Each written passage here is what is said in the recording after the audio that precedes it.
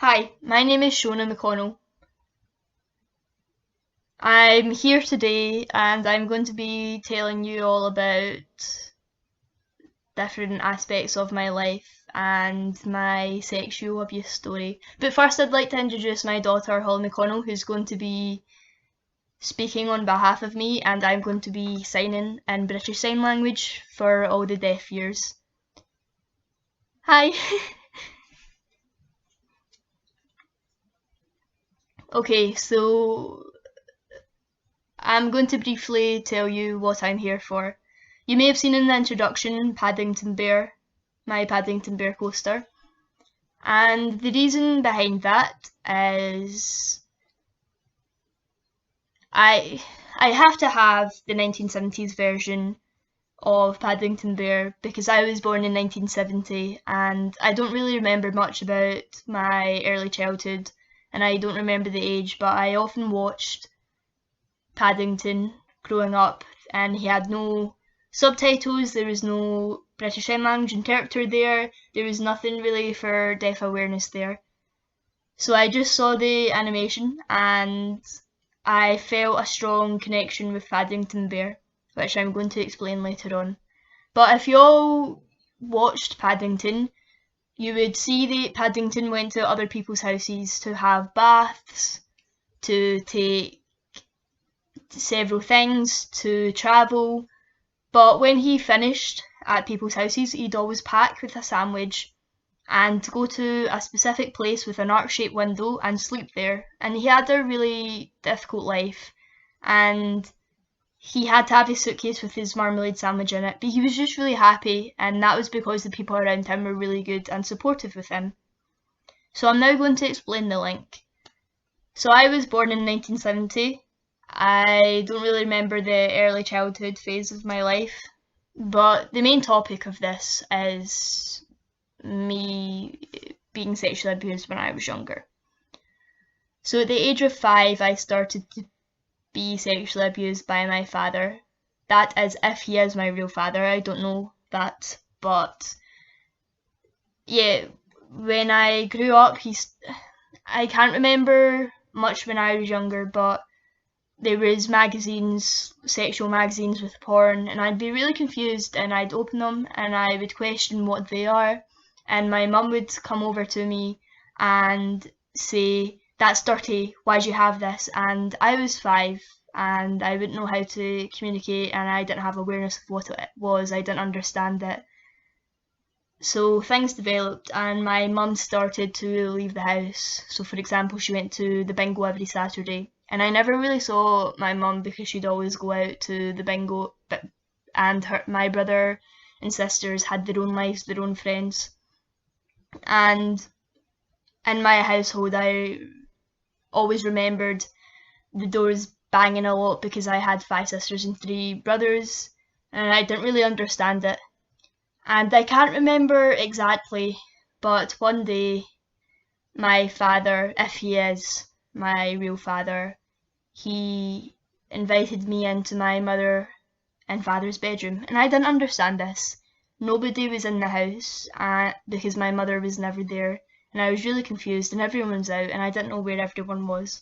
So I went in there, and he started to sexually abuse me, touch me.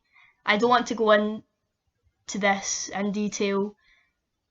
I just want to give a brief explanation of all of this. So he would touch me, and I was really confused. Why was he touching me? Why was I getting forced on? I started to get really upset and cry.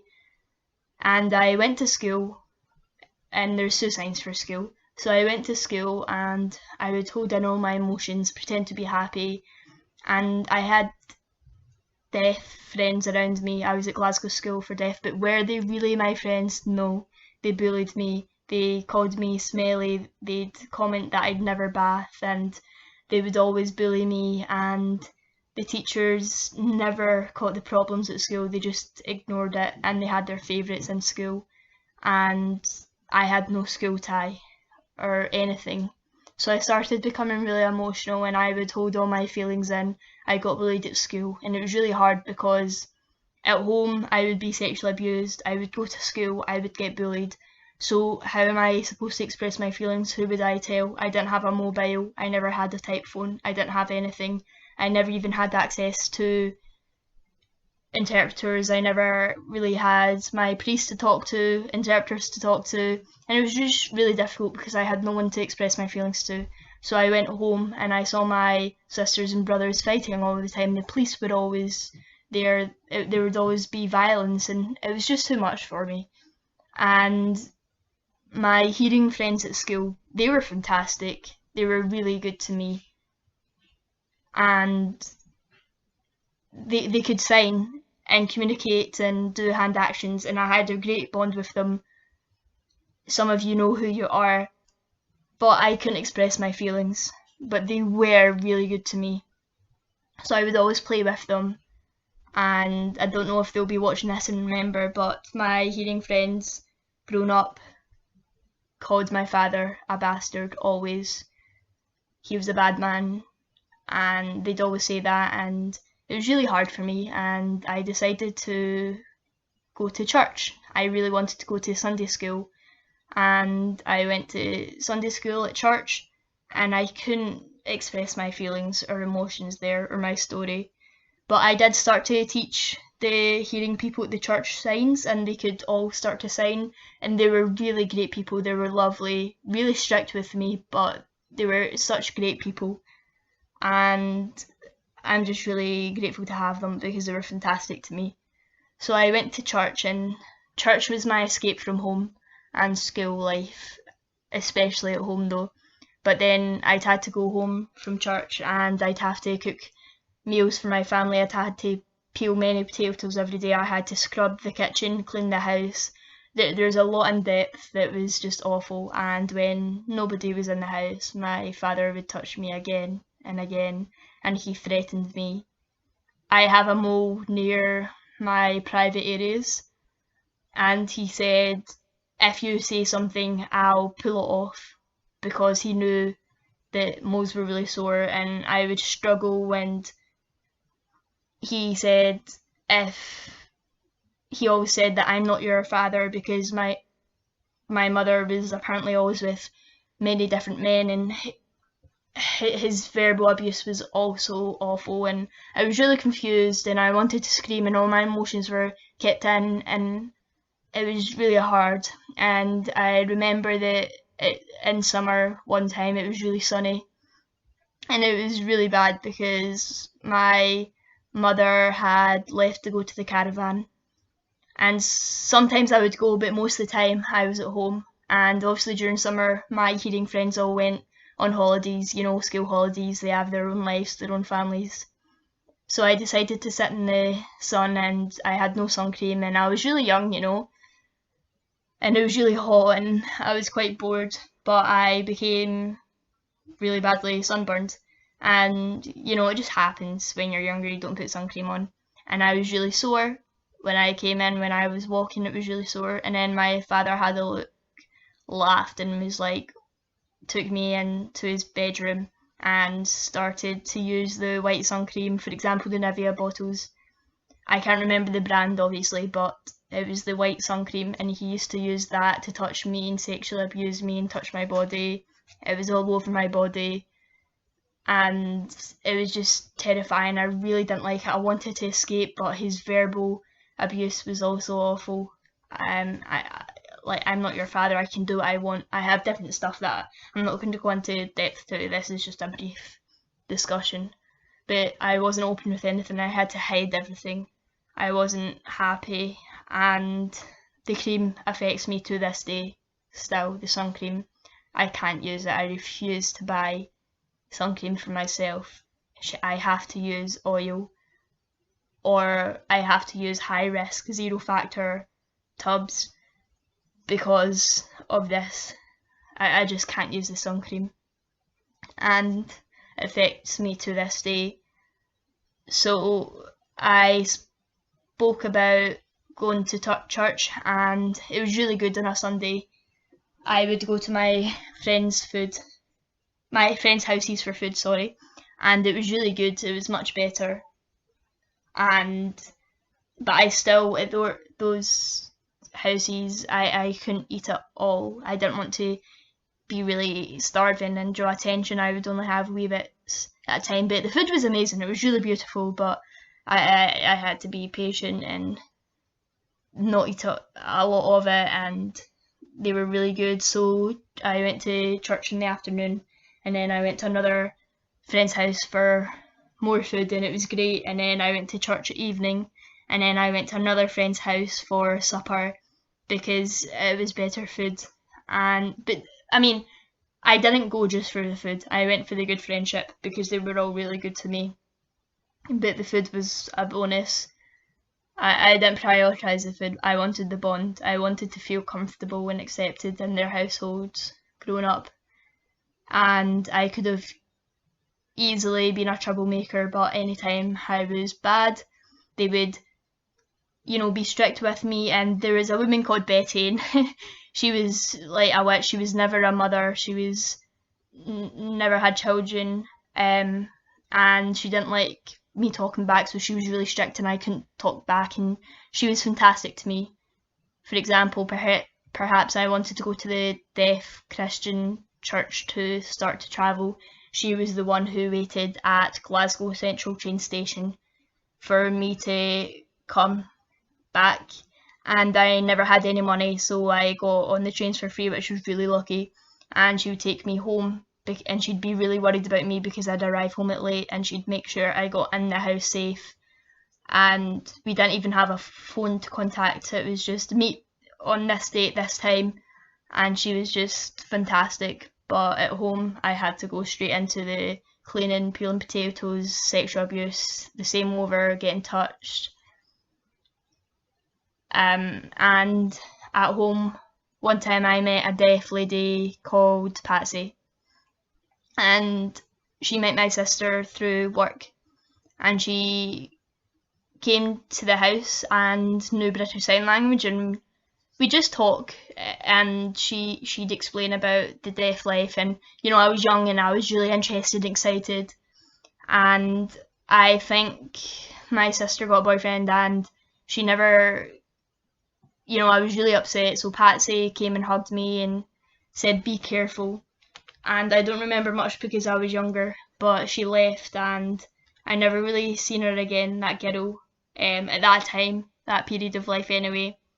So it was just the same story, being touched, private parts, sexual abuse, and even when I was on my period, my father would still want to touch me, and I wasn't interested in school because school wasn't good, and every day I would be crying out the window, and my brothers and sisters had a fantastic life but wouldn't do anything. They'd always, leave, and if the door opened, I would run and cry when people left, and I had to watch my back all the time because my father always happened to be behind me, and it was just really tough, and I just wanted to escape to church and get out, escape the horrible life. I didn't have food, or I didn't have many food, and I felt like it was the point of my life. It was really hard, and my father would always come behind me and touch me, and when my mother came home, she never shown any love at all. She never expressed her love or feelings, or showed she was proud for me, or stood up to my father to stop. I have the strong feeling that my mother knew and she done nothing about this, and it was just really tough with holding all these emotions. I was always crying, and sometimes I would miss school because I didn't want to go, because it was just constant bullying and bullying and bullying for no reason. I just really struggled because the teachers had their favourites and I was forgotten about. But when I was a bit older, a teacher gave me her clothes, and it was old granny clothes and a tie, and it was better than nothing. And the teacher said, shut your mouth, don't tell anyone that I gave you the clothes, you're better off come to school saying they're new, my mum and dad bought me them. And I thought, okay, was I confident and happy with these? Not really, but I had to wear it. And I just thought back at home, my father's awful language and sexual abuse, And so having these new clothes, I went up to Mrs. Rogers and told her, yeah, I have these new clothes, and she was like, oh, well done. And the teachers were all right, but the kids were bullying me, and I left school early at a young age as soon as exams were finished. And then the school happened to go on fire, and I know I shouldn't say this, but I don't know why this happened either, but the school went on fire, but I was just really happy because it meant I was done with school and the bad experience. So after school, I went to James College, and it was just the same repetitive stuff: sexual abuse, a lot of emotions. I went to college. Some bullied me, some were good. I would do a lot of work. My grandmother was fantastic, but unfortunately she died December 27th when I was 17, and I was heartbroken and really depressed for 6 months. But life moves on. And I often ask myself, did I enjoy college? No. However, I did meet a lovely interpreter called Kathy, and we had a really good connection, friendship and bond. She listened to me, we became good friends, and I was cheeky to her. Everyone called me Cheeky Monkey because I had a banana every day at college, and the teachers at college always called me a cheeky monkey because I'd always be cheeky to them. For example, I wouldn't think about what I was saying. If a teacher had a love bite, I'd be like, you have a love bite, and the interpreter would be really frustrated and they'd be having a go at me being like, that's cheeky, you can't say that. But then I thought when I got older the sexual abuse would finish, and it didn't. I still went home and it all happened. So I decided to start learning to drive when I was 17, and unfortunately I was learning to drive with my father. I had no clue where I was. I was crying. My father was really abusive, and that was a sign for sex. He was asking, do you want sex? I can do what I want. All these really awful emotional abuse. I didn't know where I was trying to drive. And one day he was just constantly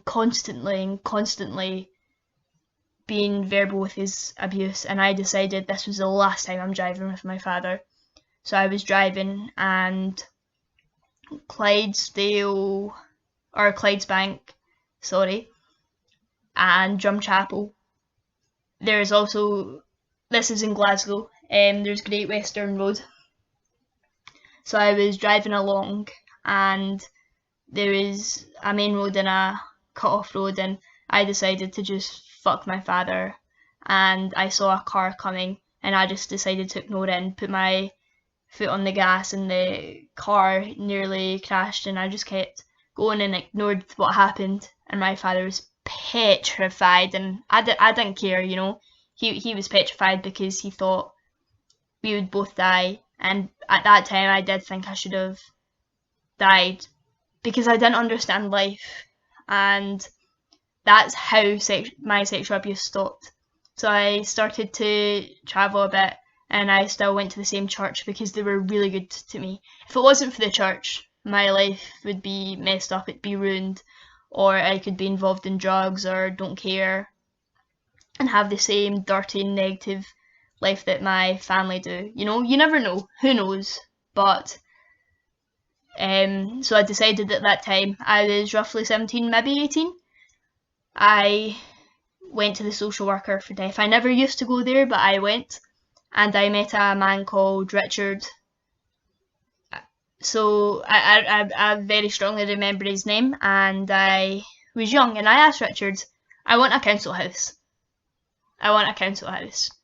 And Richard replied, the problem was I couldn't express my feelings or my story, so I obviously wanted to leave, and Richard replied asking, how can I afford for bills? How can I afford daily living? And I was lost for words. I didn't understand money, I didn't understand bills, so I thought, okay. And I just had to be patient with my father and my home experience in the house, and I just went through constant suffering. I was not happy whatsoever. And this was until I met Jim.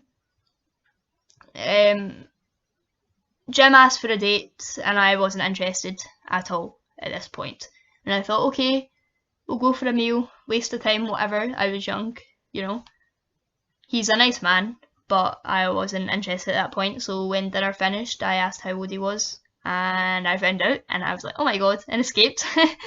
But it was my first time having a proper meal and everything. So I remember that, and 1 year later, he said, "I love you. If your heart's beating, it means you're in love." And I was like, okay, I didn't know what love was, you know? I didn't have love growing up, and I just suffered a lot. So I saw him a lot every 2 weeks. They took turns to go to each other's. I was in a relationship, and we collaboratively decided to get married. So one day I decided to start to get less of my things out the house, my home in Glasgow, and 1990, September 15th, we were due to get married, and so September 15th, 1990, I left my key at home. I went off and stayed at my friend's house, and my father was really frustrated. "Where's Shona? Where's Shona?" And my friends were really good and covered for me. They didn't know why. I didn't explain. I still held it in there. And finally it was the wedding day. And my father didn't agree with the marriage, but luckily the church that I grew up in, the church I was talking about, I got married there. They knew me well. They knew how awful my father was. He had a bad reputation.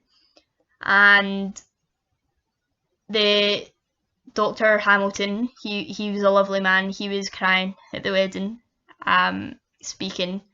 He gave me a Bible for the marriage, and it was really hard, but we got married, me and Jim, and we decided to go on our honeymoon.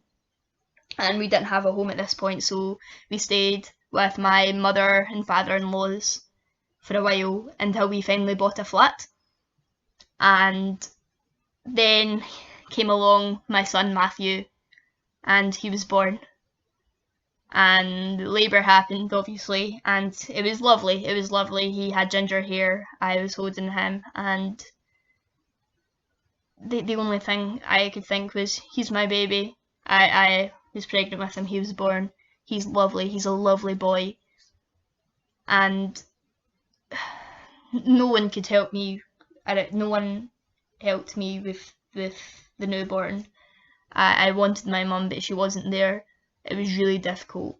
So I had to learn, and luckily I had the interpreter to support me, but I still held my story, and I lost my job as soon as Matthew was born, which was really hard, and it was the wrong time to lose the job. But yeah, it was really lovely to have him. But I got home and I was like, I don't know how to feed him. I don't know how to look after him. I don't know how to do all of this. How do I cope? It's hard. I don't have anyone to help me. And, you know, the flat was a 1-bedroom flat, and I was just clueless with him. And I had to learn how to feed him. I had to learn how to develop him into a man. And I was very emotional and upset. And I was just really confused because I was looking at the bigger picture and my father touched me. But I looked at Matthew and I'm like, a miracle, such a lovely boy. How is it possible for a parent to touch their child? I can never do that to him. Never, never, never do that to him. But as I said, I had to learn how to, you know, live with a baby. And I was really confused. I didn't have any help with his speech. I was really lucky he was hearing. I was really happy he was hearing. But it was lovely, but I was just baffled at how he would be able to speak. And it was really great to see him develop his first crawl, his first teeth growing in. His first signs in BSL was sleep, food and poo, and he'd always put his arms up because he wanted his mum, me, to pick him up. And I saw his first walk, and it was just a fantastic experience. But I was just thinking, I can't possibly hurt my son.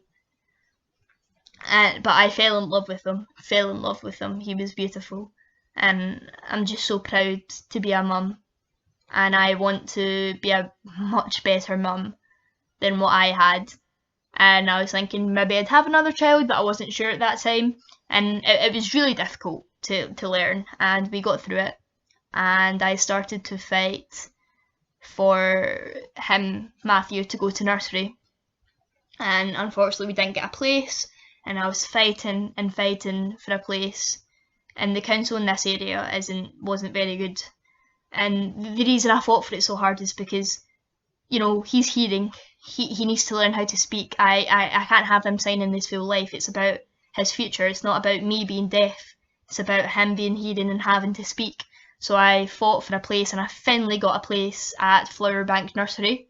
They're a really good nursery, and they helped, but it's a shame because it wasn't full time. It was half days, 5 times, at like 5 days a week. And I finally got a job at Sainsbury's when he was 9 months old. But I was really upset because I was really worried being separated from him. What if someone touches him? What if someone abuses him? Because I was thinking back to my childhood. But I thought I had to for his speech. So I fought for that. I fought for him, and I decided to move him to a private nursery because my work hours were shifts, and it didn't meet my requirements. But it was lovely. They gave me books and everything. So we went into private nursery, and it was at Dean Park Nursery. Oh no, sorry, that was wrong. It was another nursery. Sorry. So I fell pregnant a second time with Holly, my daughter, and when she was born it was lovely. I was really emotional though. I can say that I'm more protective over Holly, especially when she was born, because she's a girl and I was a girl grown up, and I got abused and I didn't want anyone to touch her. What I went through, you know, she's lovely. And it was good to see her develop as well. And I didn't need to fight again because I already had the support in place for Matthew. So Holly was quite straightforward. The nursery, and there was problems at the private nursery. So I took the kids back to Flowerbank because it was emergency and I had an operation and it was just suitable. But then I went back to work and there was struggles with the shifts, and the public nursery just didn't work. So this is when I finally decided to take the kids to Dean Park Nursery, and I met a lovely woman called Susie Hollywood. She's the manager of Dean Park Nursery, and there was communication barriers, and the interpreter was there to support me at that time. And we agreed everything, and we wrote down everything, and it was hard to get a place. And I can't remember how Susie contacted me, and I didn't expect her to contact me, but she finally got a place for my 2 kids, and I was really happy. And yeah, I had to pay for it, and it was a struggle with money, but you know, it was good. And I explained that I needed help in paper for communication with me and speech for the kids, and it was really good because when I finished work and picked up the kids, there would be a book and they would use pen and paper as communication to tell me what my kids done every day, and nappies with me and preschool and what they ate, and I was really satisfied. It was better than nothing, and I've become really good. I had a really good connection with the nursery staff, and I'm really good friends with Susie. But then the kids started school and I was really stressed, and I asked Susie to help me with school, and she decided to take both of the kids to school for me and drive the kids there, and I thank her a lot for that. She helped a lot. So she took the kids to school for me. But my gosh, Matthew, when he came home with a tape. You know, the old-fashioned tapes. And I was thinking, how can I hear that? There's no chance I can hear that. Like, it was really stupid of the school, and so I started to fight for my rights. Like, I couldn't speak. I make noises, I can't speak, and it was Matthew's time to learn English, and I can't make noises, you know, it's for his development. So I went to the school and I tried to fight for extra support, and the school responded, I don't have time. So I went to the head of education at the local council. He's called Graham. I was raging with him. I asked for homework help and all of this, but his attitude was awful. So I decided to have a peace of mind and go to the MP in town, and I thought it's better than nothing. So the head of education department unfortunately was there because I didn't have a good experience with him. So I was really frustrated, but I fought for, the kids, and I had evidence and everything, and they were just lost for words. And they finally agreed to get extra support at school, especially for the homework, which meant I didn't need to support them because I found it hard, especially with my English, like looking after the kids, how's their communication, like signing with teaching English. It didn't really work, and it was for their development to get the best support they needed. I did have a really hard time with emotions. I was angry, I was screaming and crying a lot. I was angry at God, I was angry at the world, I was thinking of my childhood experience, and it was really difficult for me. And so when the kids got older, they started to do really well at school, and my father's death came upon. But I had to make sure he was dead, because when he's alive, I'm thinking, I don't know if he's alive or dead at the back of my mind. If, for example, it's how it affected me at work. If a man was behind me, I would get really angry and scared at him, which is wrong, obviously, but it's all these emotions coming into play. And I was a very hatred person. So I had to make sure he died. He had to be dead. So I went to face my fears. I faced my past, and when as I said, when he died, I had to make sure he was dead so I had a relief, and I moved on with my life much better. I was more aware to life. My eyes opened a lot more. It was much more fluent and smooth. For example, if a man came up to behind me, I'd be like, okay, whatever, because he died, he wasn't there to haunt me anymore. And my life improved a lot more after that. Obviously, everyone has their good days and bad days, but I got through it. And now my children have turned out well. So I'm going back a wee bit. So my story so with the sexual abuse, I gave you a brief explanation. And just to let you all know, I did go to the police and told my story after Holly was born in Glasgow. I had a camera because at BSL, statement was finished. And my sister, she was sexually abused by my father. She had it much worse. I don't know all of it, but my sister refused to go and give a statement to the police. She told the police, yes, my father sexually abused me, but she refused to give a statement. So I fell out with my family because of the police situation. Anyway, so I spoke about this video because during lockdown, you know what happened. The government on March 23rd decided the UK was to go into lockdown. You weren't allowed to do this. We all had the rules. You weren't allowed to go out, get your food. Like, you could only get your food. You were to stay home and stay safe. But I just kept seeing on social media, especially Facebook, like, coronavirus this, coronavirus that, judgment, everyday life. And I got really frustrated by it, and I just decided to walk off for a bit. But then I've also noticed there's been a lot of discussions about domestic abuse, and quite rightly so, right? Awareness is key. And domestic abuse is when two people are in a relationship and there's abuse in the relationship. I don't know the ins and outs of it, but I was thinking to myself, why are we domestic abuse, talking about adult experiences? But I was thinking about lockdown. What about deaf children? What about hearing children? What about vulnerable children? They're scared during lockdown.